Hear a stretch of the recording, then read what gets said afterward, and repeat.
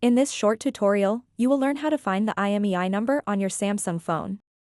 The IMEI, or International Mobile Equipment Identity, is a unique number that identifies your device.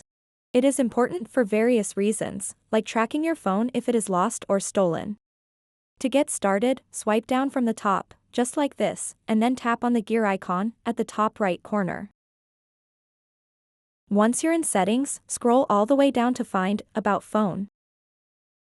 Tap on About Phone, and here you will see a wealth of information related to your Samsung device. Look for IMEI. This is where you'll find what you're looking for.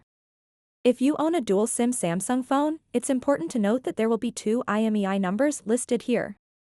Each number corresponds to one of your SIM slots. In addition to accessing it through Settings, there is another way to find your IMEI number if needed. You can simply open your phone app and type ##06#. Your IMEI number or numbers will appear on the screen instantly. So that wraps up this tutorial. If you have any questions about this whole process, please let me know in the comments section below. And if this video helped you out, please give it a big thumbs up and subscribe to this channel for more tutorial videos like this one.